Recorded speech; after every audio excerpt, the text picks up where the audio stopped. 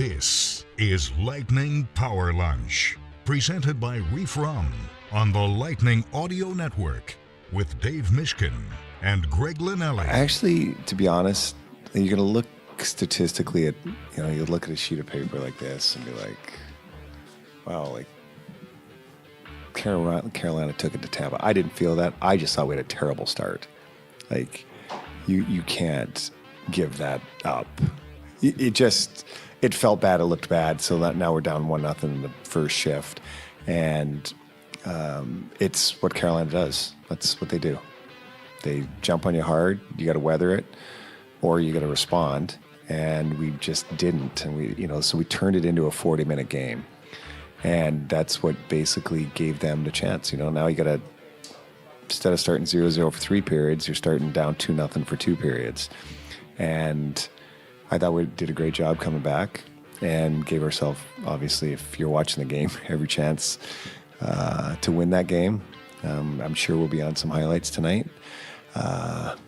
But, we left the game to chance. And, that some that you hope you score in those kind of chances, and they score one off the butt and in, and that's the difference. Yeah, that was a tough one. We knew that was going to be a tough game against Carolina. They're a good team, and there's some things we're going to get into that were the reasons why, but another loss for this Lightning team, who is just trying to do everything they can, partner, to get back and get to their winning ways. It's been tough for sure, and we've taken a lot of questions. We'll continue to do that on the show because there were a lot after the game about this Lightning team and where they are. The standings are becoming interesting for sure. Mm-hmm. People are going to look at that, and they're going to be talking about playoffs, and the world is ending with this Lightning team struggling the way it is, and I get it. The world is not ending. Let's state that up front. And a lot of times, though, when the masses are going one way, holding the line on another narrative can be difficult because you don't want to cave to what everybody else is saying. Not to say that there aren't some valid points, but I do think we have to take a bigger approach here and understand that, yeah, they're struggling. There's no question about it. It does not mean that the world is falling or ending, however you want to phrase it, and I'm not sure it's going to have a ton of bearing on the end of the year. Obviously, they have to get in the playoffs, and that's the priority at this point. Sure, you want to play well, but we'll get into the why tonight or over the weekend and look ahead to the next game. But partner, it was a disappointing game from the perspective that you were able to claw back and get this game tied, and you were feeling like, okay, I feel like this team's gonna get some points, and look, that towards the end of the year, points become even a bigger deal because everybody is just so bottlenecked up. But it wasn't the case. Carolina made a few more plays. We'll get into a few of the calls, some non-calls, and kind of go from there. But curious your initial thoughts, and now that you've had a couple of days to marinate over a little bit, what you took from that game against Carolina. Well, let me actually start, Greg, by saying we got to Seattle yesterday. So the Lightning are in Seattle. Yeah. It's a big time zone change. It's a 3-hour difference. So because they had the opportunity to go an extra day, this isn't like going to Colorado where you're adjusting to altitude, sure, and sometimes that extra day causes problems. This is different. They do have an altitude game at the end of the trip against Calgary, but that's in and out. So we got into Seattle. It was kind of mid-late afternoon Pacific time, and I went for a run. Sometimes when I go for a run, I listen back to the show to hear what we say, hear what the fans say. Sometimes it helps me for subsequent shows, but we didn't have a show after the Carolina game, even though that was the most recent game. So I actually listened back to Friday's show, and on that show we were talking about how they played against Detroit and how well they played against Detroit, even though it wasn't a perfect game. And it was a useful reminder that, yes, the team is struggling, and I didn't think they played well on Saturday, and I'll get into that.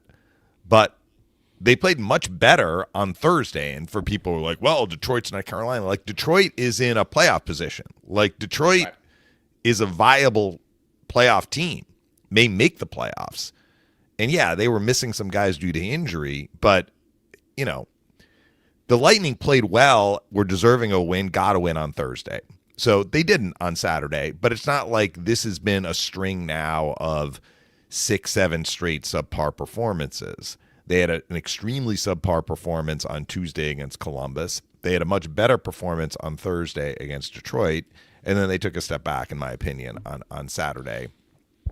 But it doesn't take away from the fact that one of the games they played much better. So who knows what's going to happen tomorrow. They still very much control their own destiny. They still, I mean, in 16 games left, it's not like they need to go 15-1. They do need to, I think, string together some positive results, and maybe that would release some of the pressure from the balloon that at the very least the fans seem to be feeling. But I don't know. Just listening to that recap that we had, I was like, okay, it wasn't that long ago that they actually put forth a really good performance. It is not often that I feel strongly enough to contradict something John Cooper says. John Cooper knows his team, and I may be way off here. But we come on the show, I try and give a fair and honest opinion and assessment of how the team played. And I did not feel that the stats lied. Now, Coop's point was their first period was much worse than the second and the third. And on that, I am in total agreement. They had a horrendous first period, a horrendous start, first shift of the game. They gave up a goal, but they gave up 3 looks in the opening, 38 seconds of the game. That was a terrible start.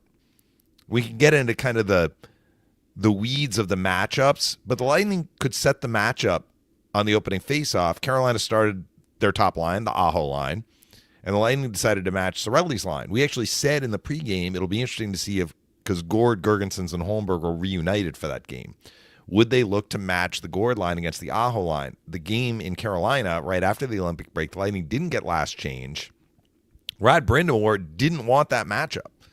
Rod Brind'Amour got the Aho line out against, I think it was Points line in that game, and it was the Stankoven line that got the Gord line. Stankoven's line had a good game. Gord's line didn't do very well in that game. As we talked about, that line has had a little bit of a struggle here to recapture their form from pre-Olympics. But I thought the Gord line had a good game against Detroit with Bjorkstrand on the line. Paul comes back. Gergensons moved back onto that Gord line. We're like, okay, you know, if we're talking like January, there's a no-brainer here. Gord's line is matching against Aho's line with Moser and Radish. Well, they didn't have Moser and Radish together. They had Moser and Hedman together because they had played those two together against Detroit. So you got Cirelli, Hagel, and Gensel. All right, they should be able to do the job. They did not do the job. I mean, like right off the opening faceoff, Carolina's like right into the offensive zone. There's a shot from Keandre Miller that gets tipped. There's a guy open with his stick free, tips the puck. Vasi makes, I mean, it was such a difficult save. The puck changed directions. He gets a piece of it. It flutters into the air, kind of hits off the top of the net, bounces back down. He has to like fight it off. The Lightning clear it. It gets reversed. Svechnikov gets basically a breakaway. Hedman commits a penalty on him, so there's no shot. Lightning, I think, argued and had a beef as to the fact there was no whistle, because once the penalty was called, next touch for the Lightning with possession should bring about a whistle. Hedman makes a play on the puck, rims it around the boards. They missed it. Okay, it happens. Carolina holds it in, and as Brian Engblom said, it might have been that the Lightning exhaled a little bit because they thought there was going to be a whistle, but there was no whistle. You can't exhale. And it was both Hedman and Hagel. One of them needed to get on Svechnikov. They didn't. I said Svechnikov was on the break. It might have been Aho on the breakaway. Yeah. One of them got loose on the chance. Hedman commits a penalty, but Aho gets the puck back from Walker in the corner. Svechnikov breaks to the middle. Neither Hedman nor Hagel can get to him. Pass tape to tape, he shoots it in. So, look, the breakaway in which Hedman took the penalty was not technically a shot, but to me, that's a chance. So you look at the first shift of the game. I mean, the Carolina Hurricanes couldn't have started any better, and they rode that momentum through the first period. Right. So, yes, the first period was especially bad for the Lightning. And, the second goal was another one. They give up a breakaway to Aho and then don't cover Svechnikov after Vasi makes the breakaway save on Aho. Svechnikov gets the rebound, goes to the side. Aho has an open net. So what happened after the first period? The Lightning did play better. They did. But how do the Carolina Hurricanes want to play, Greg? I mean, we've seen this team enough through the years.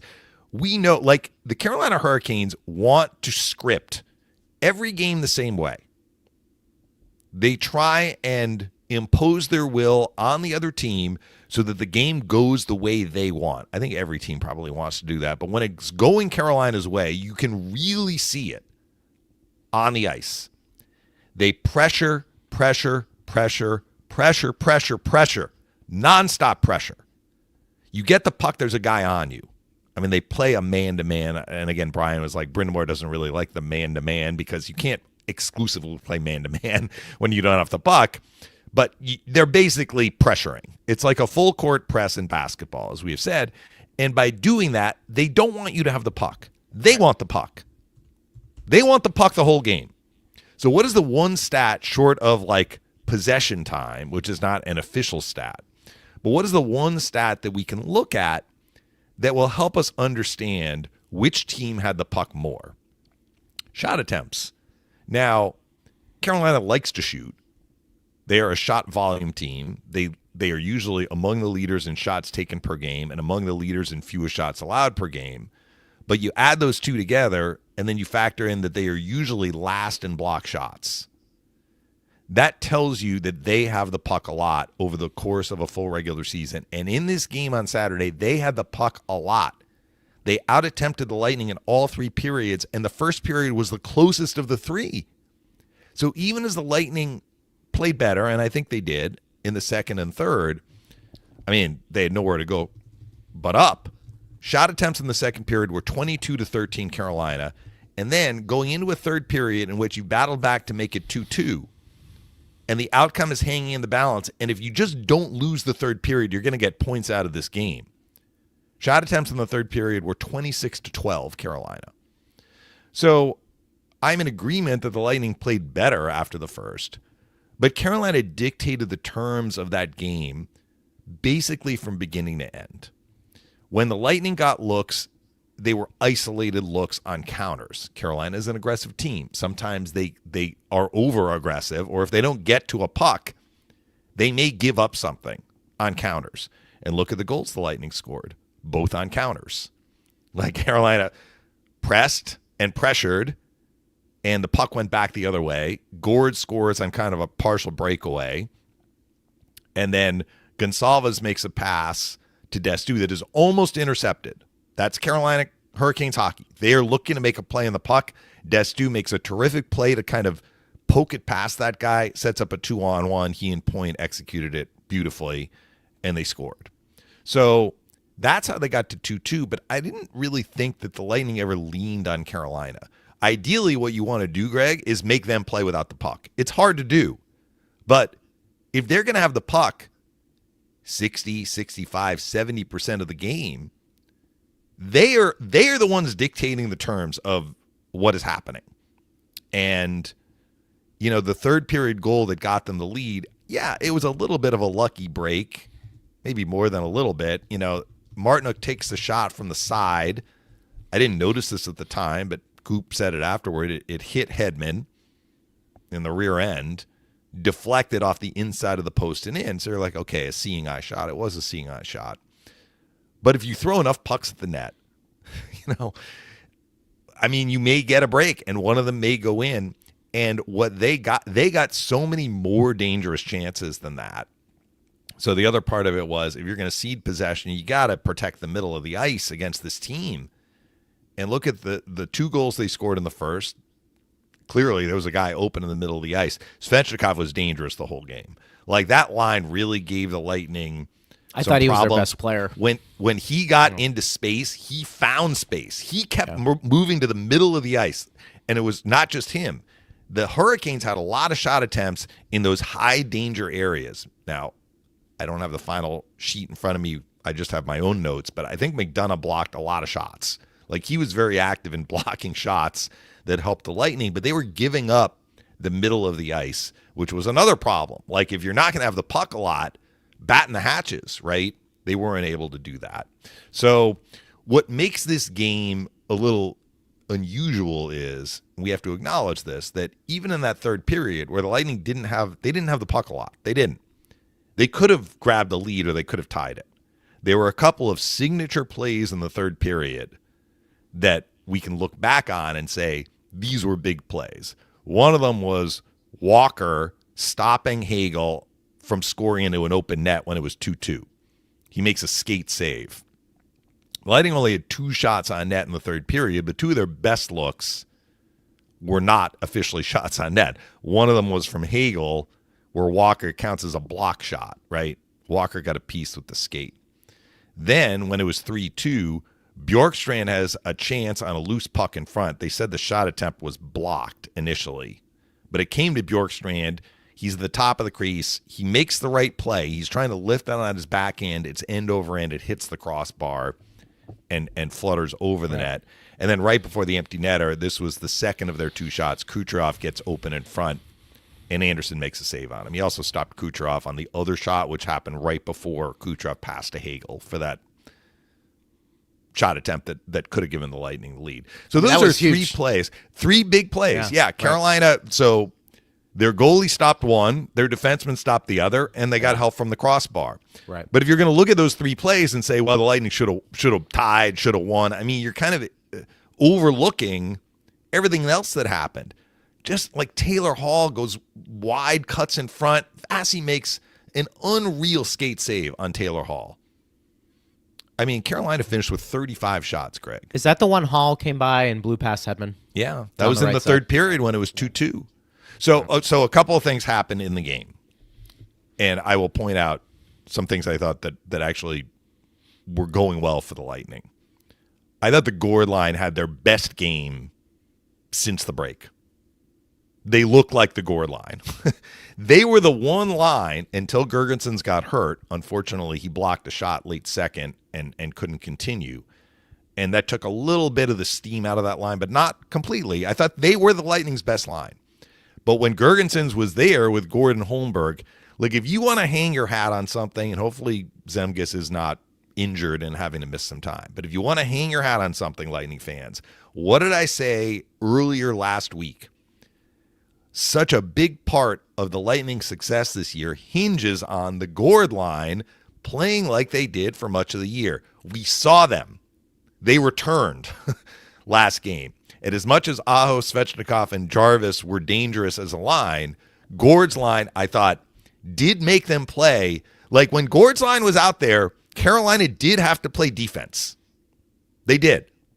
And what the Gord line did well, and what they do well when they're playing well, they are cycling in a way that they are setting up their line mate to get the puck. So they may not get the puck to the front of the net. Sometimes they do. Sometimes there's a shot. Sometimes there's a chance. But they are really helping the Lightning kind of gain control of what is happening in the game, because they are in control of the puck. They are forcing the other team to play without the puck, and that is Carolina Hurricanes hate having to play without the puck. That is the antithesis of what they want to do. If you can make them play without the puck, they do not like that. Very few teams do. But the Gord line is very effective at that. Sure. I thought they had an outstanding game, and then Gergensen's, that one of the times they were in their own zone, Gergensen's blocks a shot and had to leave and did not return. We'll see if he's able to return. But that is a very positive sign for the Lightning if they can keep that going. And, of course, Yanni scored a goal. So that was one positive. The other thing that happened was, the Lightning did go back to Moser Radish after the first period. And I thought they did pretty well. I don't know what's going to happen moving forward here. They had Chernak, Hedman, and Destu McDonough. But I kind of go back to, like, when the Lightning were playing their very best hockey this year, Moser and Radish were a huge part of that as a pair. And I thought they did pretty well together, too.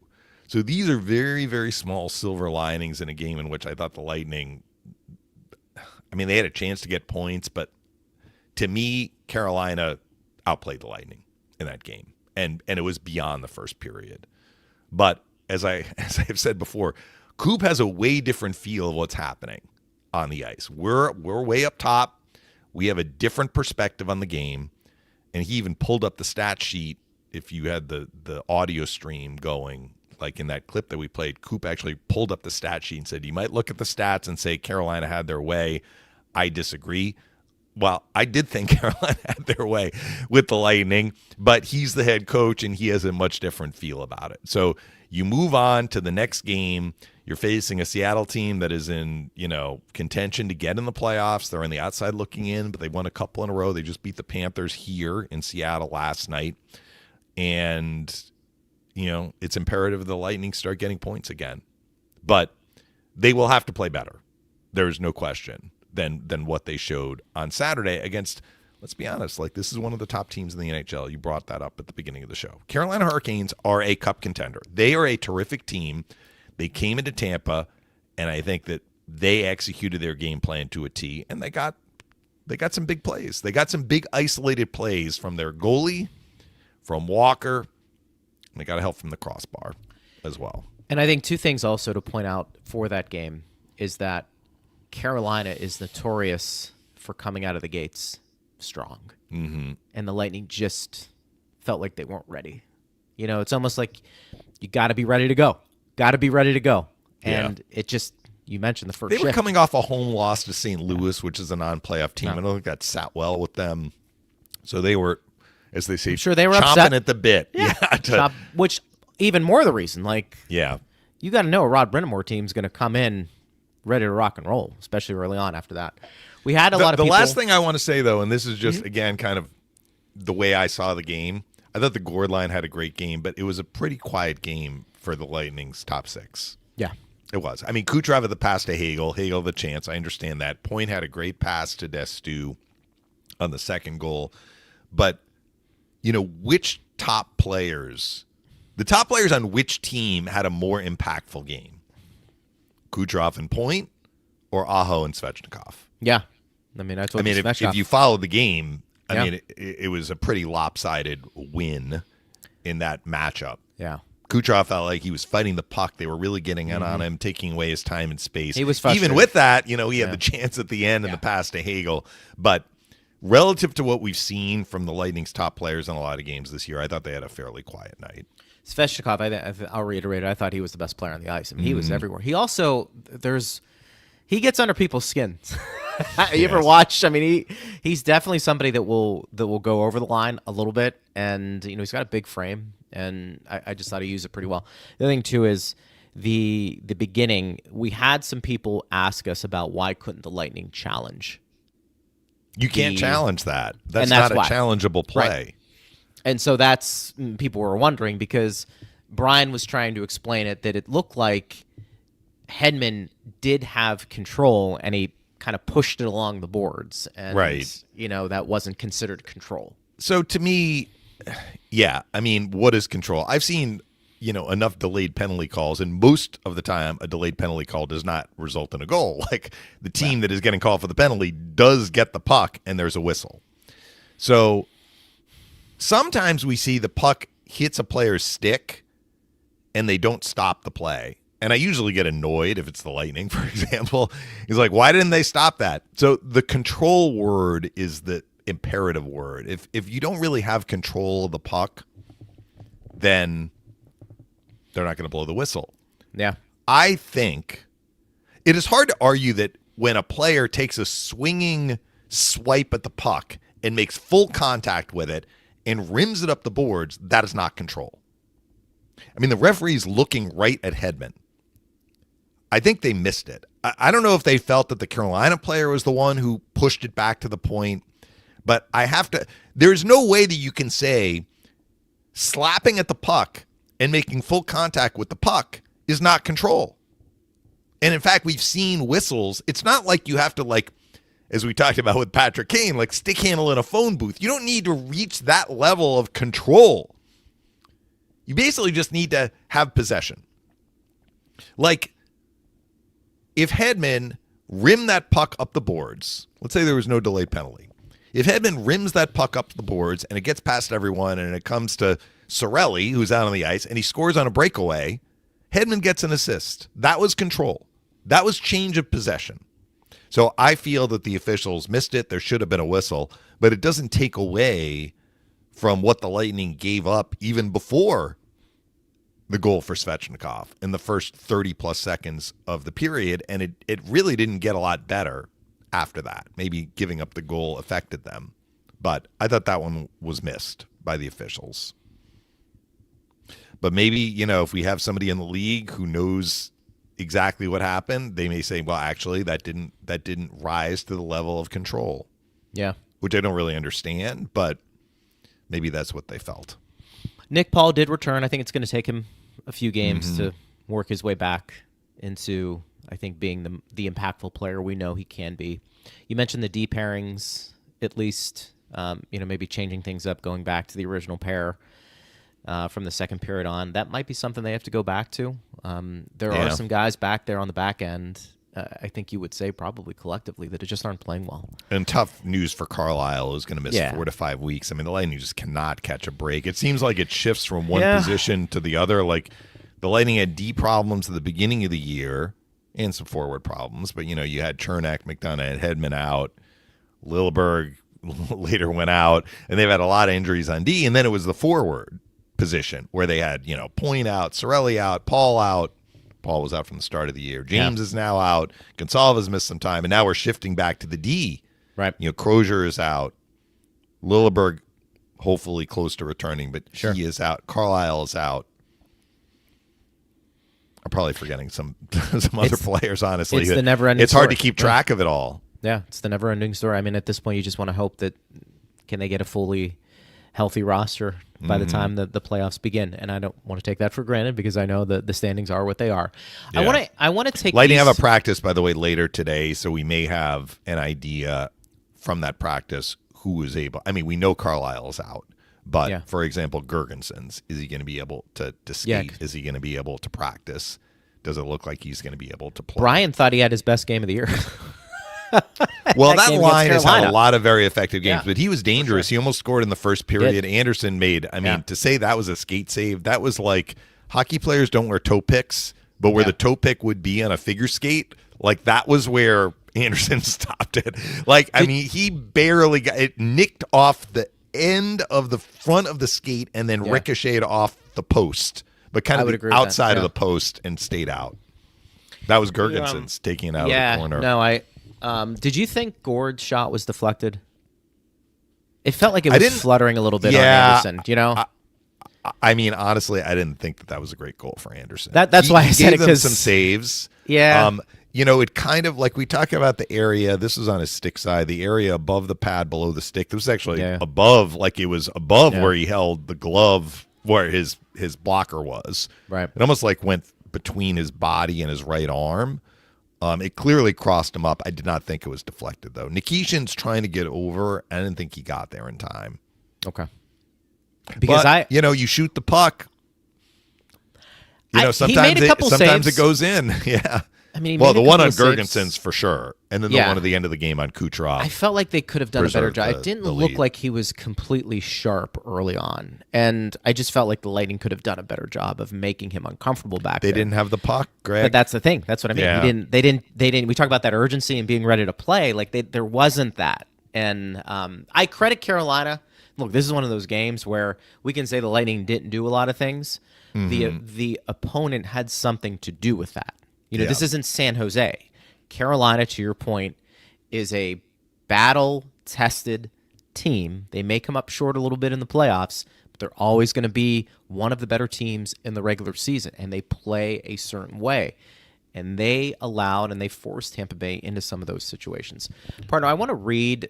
Let me just get into one thing, and then I will punt to you. Because there was a shift near the end of the game. It was before the Lightning pulled the goalie. I want to pull up the play-by-play to see who was on the ice. I know it was the stall line for Carolina, but it's 3-2 Carolina. We're getting into the neighborhood of the goalie pull. But the Lightning couldn't pull the goalie because this shift happened. And I want to try and find exactly kind of when it started. So I see Stahl and his line mates come on the ice. The first, note, I'm looking at the play-by-play, not the shift chart. So the first play-by-play is a Martinook shot that goes wide. That's in the offensive zone with 2:59 left. So, Coop sometimes will pull the goalie on the earlier side of things. It was a 1-goal deficit. Who knows if he would have pulled him if the puck would have been at the other end. But on the ice for the Lightning, you had Point, Gensel, Gonsalves, Hedman, and Chernak. So you're going to have Radish out there, but you're going to have Gensel and Point for sure.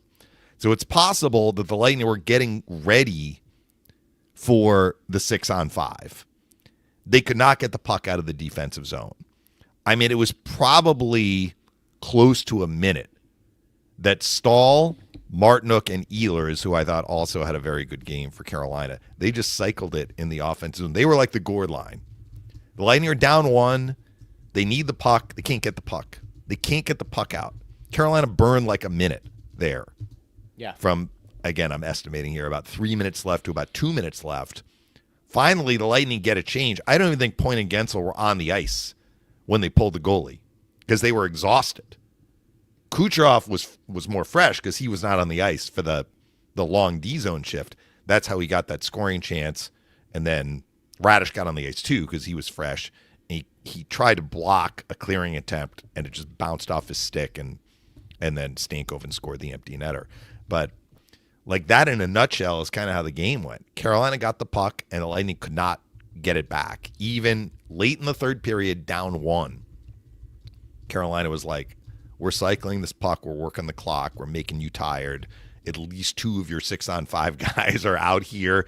They are going to be gassed and incapable of helping you tie the game on the 6-on-5. That was a big shift late in the game. Anyway, I just wanted to bring that up because I thought that was an impressive shift for Carolina. Sure. And that's kind of their checking line. Stahl is a very, very good defensive forward. He's so big and strong. He can really wear down the other team in the offensive zone. Brian was surprised the amount of games he's played. I said, look, he came in the league as an 18-year-old. Yes. He's played a ton, and he's been, for the most part, healthy. So yes. He's a big boy who, you want to talk about a shutdown center. He's been that guy for a long, long time. Mm-hmm. I want to read these 3 comments because I think they all come back to a bigger point, and I think it's worth having a little bit of a discussion.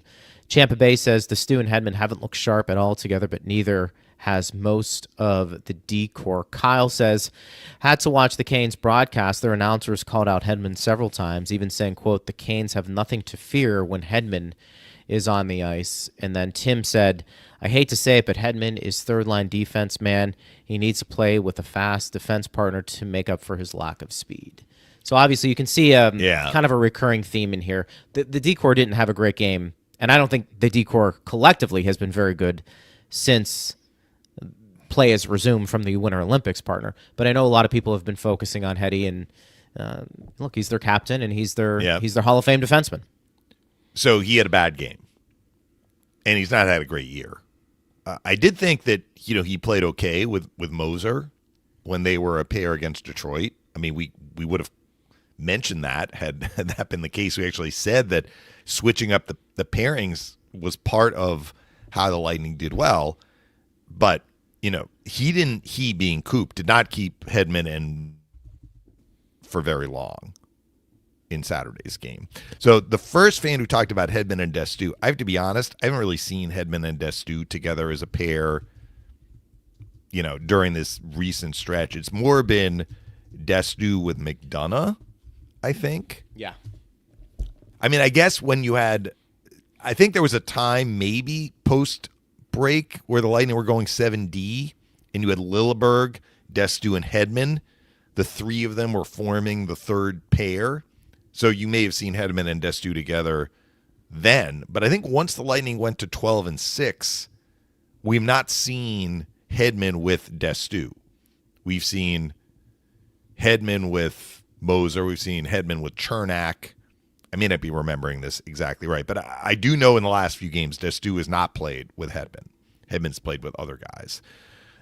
I didn't hear the Carolina broadcast clearly, but, Hedman had a problem, in several instances in the game against Carolina. And you mentioned the Taylor Hall play. I mean, Hall still has great speed, but Hedman has to cut him off. I mean, Hall walked wide on him and then knifed in front, and it took one of Vasilevsky's best saves of the night to keep that game 2-2. When we mentioned what happened at the start of the game as well. Something feels off with Hetty. I'm not going to speculate. I don't know. It just, to your point, how many times, very rarely over the last handful of years, would you see a guy just take him wide and beat him? He's got that reach. He's always been a great skater, but adding to that, his long reach, like it's just very hard to get inside or outside on Victor Hedman. But Hall did it. Yeah, and so the question is going to be, so people want solutions to this. In my opinion, you're not going to sit him unless he chooses to sit because something's bothering him. The only way I think you do anything, if you feel like Hedman's play is dipping and it's causing you problems, but you're not willing to take him on the lineup, is just limit his ice time. Yeah, which is what one of the fan comments alluded to. Honestly, what else are you going to do? So I think you have to look. There is the emotional response in terms of he's not playing well, you need to sit him. And then there's the practical response, which is they're probably not going to do that. And that sitting him doesn't make a lot of sense. And that what else do you have to work with? Limiting somebody's ice time until you get back to where you need to be. This question comes from Jim. It says, Lightning's mental performance coach joined Team Canada during that loss. Perhaps he's not in the mindset to help with the Lightning's mindset after the heartbreaking loss.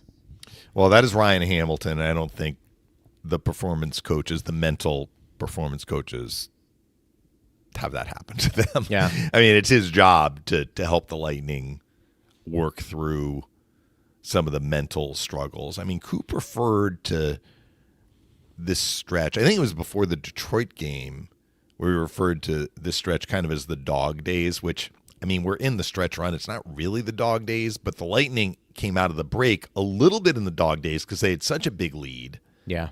Which is now smaller. And they need to get out of the dog days. That's for sure. Excuse me. But, Ryan Hamilton has been, a member of this staff going back years. I mean, pre-COVID for sure. Yeah. He was a big part of how the Lightning are able to navigate the challenges of being in the bubble for whatever it was. 63 That's when you need days. somebody. Yeah. That was a tough one. But now is a good time too. So yes, it's not that I don't think Ryan Hamilton is like Ryan Hamilton, am devastated by Team Canada's loss. I cannot help the Lightning navigate through this current struggle. I mean, he is there and available, excuse me, as a resource. But it's kind of like what we say with, the coaches. Ultimately, it's up to the players, right? Ultimately, it's up to the players to improve their play. Yeah. Now, look, I'm not trying to be overly optimistic here. I mean, there's very little reason to be optimistic if you look at how the Lightning played against Columbus and Carolina in the homestand. They got outplayed in both.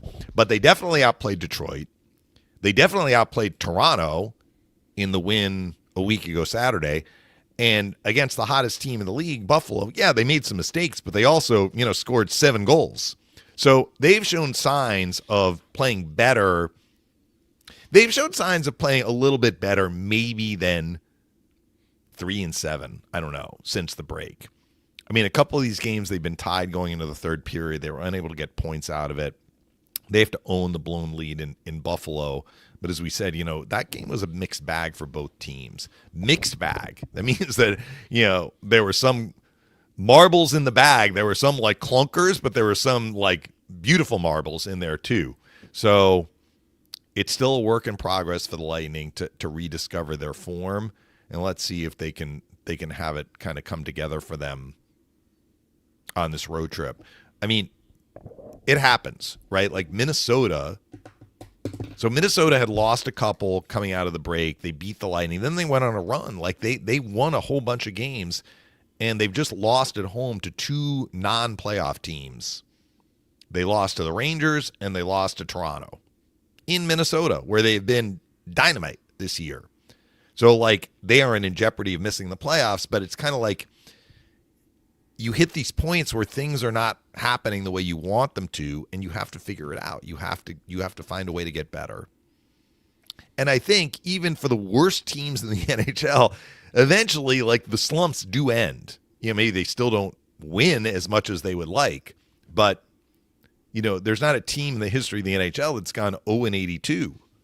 You know, I think the first year of the Washington Capitals, they might have won single digits. But even that team, you know, won some games. So the Lightning will, I think, improve their play. We've seen too much from them this year in terms of good play to just assume that the problems are going to continue. And what I was trying to point out was, even in this last little stretch of 5 games, we've seen some stretches of good play. So let's see if they can kind of flush out the bad stuff and incorporate more of the good stuff. They are facing 3 teams on this road trip that are out of the playoffs. Seattle has a chance of getting in. Vancouver and Calgary are going to miss the playoffs. Edmonton has been, honestly, up and down since the break ended. So if you're just looking at, we had that fan talking about strength of schedule. I mean, they are facing 4 teams here that can beat them. The Calgary game's on the second half of a back-to-back with a quick turnaround. But they are not facing the first-place team in the Metropolitan Division and the top team in the Eastern Conference on this road trip like they did when they saw Carolina. So we'll see how they do. You know, on a side note, I'm wondering how much of the solutions or the therapy for, and I'll just use that term, the mental health, let's call it mental health performance coach, is staying off social media. Yeah, for these athletes. That's a good practice. Get away, regardless if for anybody, right? In but the especially public an athlete. Eye. Yeah. If you're in the public eye, for guys, sure. Guys, get away and let's figure out some good things. Bolts and Knowles. Let me bring him up or she up. Greg and Dave, what have you guys seen since the break that would explain the absolute collapse of our defensive system? Was a strength leading into the break. So let me just make one comment that Brian Engblom made on the previous last call that maybe gives a little bit more X's and O's rather than they look at a sync, they're just not playing together, which I think is all true, is he was saying something about the spacing for the defensemen. They're too wide. And that is causing some of these gaps. They're wide from each other. Like the middle of the ice is open. They're wide from each other, and they're just not defending that part of the ice whenever it happens efficiently. And then they're just not covering for one another when somebody is out of position or makes a read. So maybe that gives a little bit more insight if people are watching. Like, are the Lightning tighter, with their D gaps? And certainly that's one component of it, but that would be more of a and Brian would notice that. Brian tends to notice those trends by tens. I mean, he's a former player, so he would know more than me. I tend to speak more in generalities, and correct. I think that they're just not.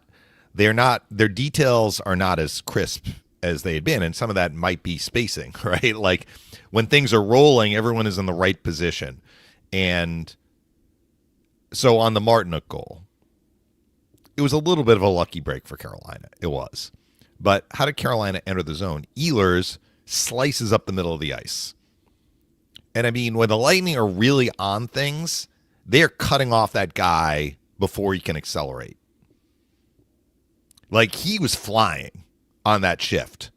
If you go back and find the goal, if you can bear to rewatch it, right? I actually went and rewatched it because I wanted to see if it in fact deflected off Hedman. The replay on NHL.com, it's not conclusive that it hit Hedman, but the players know, Coop knows, Hedman probably knows, okay, it hit Hedman. But if you watch where it starts with Carolina having the puck in the defensive zone, and the defenseman, I think it was Riley, makes a short pass to Ehlers. He can fly, and he accelerates from inside his own zone straight up the gut and like darts into the offensive end. He actually makes a little bit of an errant pass to Martinook, but at that point the Lightning are like, they're off kilter, right? Martinook has time to gather it, puts it back. Ehlers like goes up the middle, passes it, wheels behind the net, goes to the corner. He's there for Martinook to give him the puck. He bumps it back to Martinook, and then Martinook shoots it in. So if the Lightning been able to slow up Ehlers, maybe that goal doesn't happen. That's part of it. But it's also like too much risk. I mean, on the play in which Hedman took the penalty where they didn't blow the whistle and then Svechnikov scored, like the Lightning did get caught up ice. I think it was Moser was too far up in the play. Same thing on the Aho breakaway on the second goal. That's not the gap between the two defensemen where they are back where maybe they're supposed to be, but not close enough to each other. That's being caught up in the play, which was something that Coop talked about after the Columbus game, where he said, our defensemen, or maybe it was after the Buffalo game where they gave up a lot of rush chances, but he's like, our defensemen are sniffing too much and we're giving up counters. That's part of it. I mean, I made that clunky analogy to like the skier going downhill, right? So the fan asked, like, how can they have lost what they had? When you're in the zone and everything's clicking and everyone is fitting together and, it's like machine-like how you're performing at a top level. And it's just like wash, rinse, repeat, wash, rinse, repeat. Once things go off kilter, you're trying to get it back, but it's difficult. And they haven't really been able to do it with any level of consistency. And I hesitate even to use that word because they haven't even been close to consistent. We've seen little flashes. I thought they did an okay job against Detroit, but even that game we were like, they weren't perfect. They beat Toronto in Toronto. They weren't perfect. They were better. Those have probably been their two best defensive games, not coincidentally. They won both. They held the opposition to 3 total goals in those 2 games. You go back to the first game out of the break. I mean, they gave a breakaways in that game to Nylander, if you remember, but they did win it 4-2. So, the 3 games where the Lightning have held the other team to under 3, they've won all 3, and those have been their best defensive performances. But they are not at the level, even in those games, they're not at the defensive level that we saw in a lot of the other games before the break. Reif Rum, I want you to enjoy some tonight. Smooth, versatile, and now pouring at Benchmark International Arena. Order a Tropical Wave or a Lightning Mule and taste why fans are switching. Reif Rum is a premium craft Florida local rum built on authenticity, quality, and easy drinkability. Ask Reif Rum by name. Go Bolts, and enjoy responsibly. Please enjoy that responsibly. Yes. Let's go to some more questions. As you can imagine, a lot of D questions. This one comes from Local Nomad. One guy who the Lightning really need to get going is Darren Radish. His last power play goal was the Stadium Series against Boston. Well, for Radish, yes, it's nice if he shoots pucks in, but it's also important for him to get his shots on net on the power play. And I don't have it off the top of my head what the Lightning's power play has looked like since the Stadium Series game, where they obviously, that was a huge part of their win against the Bruins. But so, for example, Radish scored on a 6-on-5. I know that against Buffalo, which was the game after the Stadium Series game, which is not a power play goal, but that was a typical Radish blast that went in. He missed a game due to the passing of his father, so he wasn't available for the Columbus game. There have been other games where the Lightning haven't had a lot of power play chances. I think we've seen that in some contests. So I don't know. I mean, I think Radish has been fine. The Lightning have not seen him get his shot on net leading to goals as much. That part is fair. But I don't think that I've noticed a huge drop-off in his willingness to shoot or ability to shoot the puck hard. Sometimes as a defenseman, you go through stretches where the puck doesn't go in. I think in terms of, like, you often talk about, like, All right, let's list the problem areas from this one game. You've said that before, and you were talking about Johansson. I think in the Buffalo game, you're like, Johansson was not maybe number 1 or number 2. I don't think Darren Radish's shot and, power play capabilities, like that would not be and is not a concern for me anyway. I think there are other areas that are a bigger point of concern. Notably, what's happening at the other end of the ice. Has his play dipped a little bit? Yeah. But they all have. And there are others whose play has dipped more. And I think that's some of the things we highlighted. Greg says, it seems like our power play is flat right now. What is your opinion on the lack of production? I mean, Gensel scored a couple of games ago, didn't he, against Detroit? So what did they go, 0 for 3 against Carolina? Again, I should call up the game sheet and see what they had. So Kucherov had a tough game against Carolina. Carolina uses that aggressive They were 0 for 3 against approach. Yeah. They use an aggressive approach both 5-on-5 and on the penalty kill, and things just weren't happening for Kucherov, maybe like he would like them to. And so they had 3 shots on their power plays. I think that specific to the last game, I think Kucherov was fighting it a little bit. And if Kucherov is fighting it, you're going to have issues on your power play. Yeah. I remember in the one power play, they lost the face-off. Stahl won the draw. They got it down the ice. Carolina did. And the Lightning struggled the whole rest of the power play to re-enter the zone. That is a very important part of power play success. But it's almost like a separate bucket from what is happening in zone. And I think some of their issue against Carolina was they didn't have a lot of in-zone time.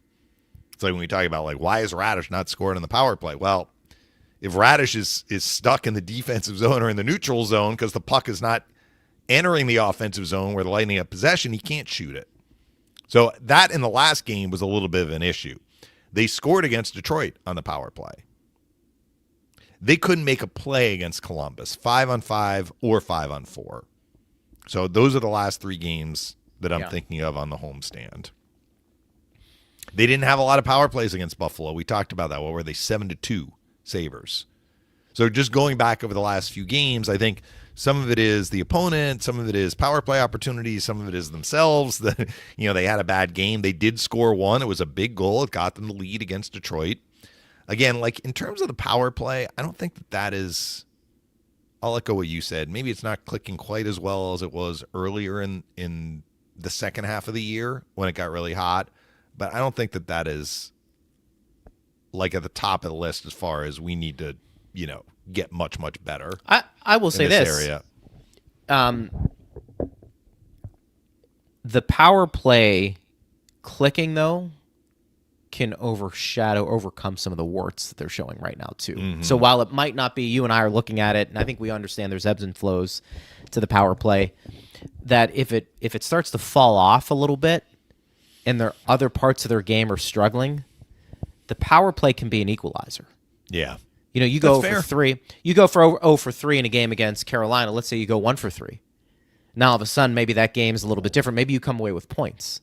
Not saying because you played particularly well 5-on-5, but that is part of their game, and that's why you can say in many instances special teams is an X factor in just about any game. But I think it's I think it's fair to point out. Mark wants to know, guys, using just goals. Let me add, Greg, because I just looked it up. Yeah. So they didn't score in the last game, but before they played Carolina, they'd scored a power play goal in 4 of their previous 5 games. I actually didn't even remember that. So that's a good stat. Statistically, they're not scoring 3 or 4 in a game. They're not getting tons of chances either. So their offense, like the offense was chipping in some power play goals. They scored in Winnipeg. It was the only goal they scored. But again, to me, the problem is more about what they are doing or not doing defensively. Go ahead. Sorry. Mark wants to know who's in goal tomorrow night in Seattle and how is their power play. So getting into that is a good question. details. I haven't really gotten into Seattle. I think Vasi is going to start the games until we get to the back-to-back. Is there a reason he wouldn't start? I don't see any reason he wouldn't start, and you're going to see Johansson getting the kind of the tough second half of the back-to-back against a team that's farther down in the standings, Calgary, but a team that will have an advantage circumstantially. I mean, the Lightning, So you're in the same time zone. You're in the Mountain Time Zone, Edmonton and Calgary. But the Edmonton game, and I'm talking local time here, 8 p.m. local start in Edmonton on Saturday, 6 p.m. local start in Calgary on Sunday. That is a 22-hour difference. And I can tell you it is going to be cold in Edmonton, so I can guarantee you're looking at a de-ice before you can fly. Yeah. It's a long way to the airport in Edmonton. Like, this is not going to be an easy back-to-back in terms of the circumstances, and you're probably looking at Johansson getting that I would expect he is going to get that second game. Middle of the road. Middle of the road. What do you mean middle of the road? Power Oh, you play. looked at Seattle. I was just looking it up. Yeah, so let me do a quick check here on Seattle. They are not like eye-popping in terms of their offense or their defense. They are under 3 in both, but they are barely under 3 in terms of defense. They have allowed more goals than they have scored. Their 5-on-5 is barely over 1, so that kind of tells you that, 5-on-5, they're basically a wash. And how can they be underwater defensively, but over water 5-on-5? The penalty kill is not good, 73.6%. But, they have the ability. They're actually 31st in the NHL on penalty kill. So the fans who were asking about the power play, who knows if that is something the Lightning can exploit. Having said that, they're coming off a back-to-back sweep. They beat Vancouver in Vancouver on Saturday, came home and played a rested Panthers team. The Panthers were in town. They're actually at our hotel. Dave, Brian, and I were going in the elevator. We saw Sam Bennett come out of the elevator getting ready to go to the game, and he was scratched. I'm not sure why he was scratched for Florida. He and Reinhart didn't play in that game. Marchand's out too. And Seattle laid the hammer down on Florida. They won 6-2. So that's an impressive weekend back-to-back sweep with travel for Seattle. Yeah. Having said Fair that, point. they have not had a Minnesota or a Dallas type of year, even an Anaheim type of year. They're going to have to hustle to try and make up ground to get into the playoffs, but they are better than Vancouver and Calgary in terms of the standings record. They don't score a which lot. is funny because they scored 11 goals over the weekend in the two games. Jordan Eberle is their leading scorer with 48 points through 64 games. I mean, that is not impressive. I think he's the only guy. There's 2 players that have hit 20 goals for them. Bobby McCann's the other one. Yeah, McCann has scored 3 goals since the trade.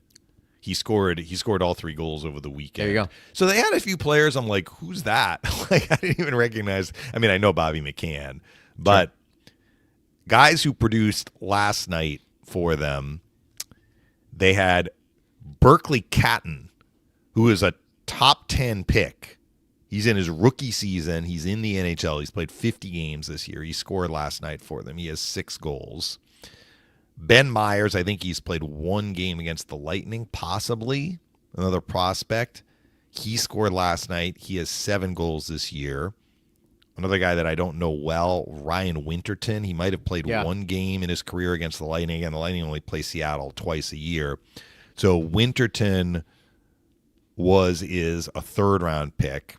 He scored last night, or he was involved in some goals. They have Kapokako in, one of the trades they made with the Rangers last year. He was involved in some offense last night. He's got 10 goals. He's actually one of their best plus-minus guys, plus 10. And I mentioned Myers. Checking Myers. Myers is undrafted. So, I mean, they have some guys who are when I say fairly new to the NHL, that just means that I haven't seen them a lot, but they've played enough this year that, they're involved in this playoff push for them. They do have Matty Beniers. They do have Shane Wright, who's, a high prospect, a high draft pick. And they're there. Like, they're finding a way to get points. But I think your overall point about their offense is true. When you're at, 2.88 goals for per game, there's a little bit of a hook or by crook there. If you're not one of the top defensive teams in the NHL, you have to find other ways to get points. But where the Lightning are at, it's kind of like what we said earlier in this stretch. It really matters less about what the other team is doing and more about, like, are they going to deliver the kind of defensive performance that you need to have to ensure that you're putting yourself in a position to get points. And we just saw Seattle sweep a back-to-back. They can score. they can win games. The Lightning have to come ready to play tomorrow night and ready to munch some points on this trip. First game of a road trip sets the tone for a road trip. And regardless of what's happened, we should still use John Cooper's standard. Try and come home with more points than games. If the Lightning come home from this road trip with 5 points, those are 5 huge points for them to have accumulated at this point in the season. We'll have all the coverage for you tomorrow. We will be live, and we'll talk about this game a little bit more and see what needs to be done to get 2 points. Partner, good job on a Monday. Yeah, appreciate you. talk to you tomorrow. Well done. Thanks to Steve Ersnick as well. Thank you for listening. We always appreciate you guys. I am Greg Linnelli. You've been listening to Power Lunch on Lightning Radio.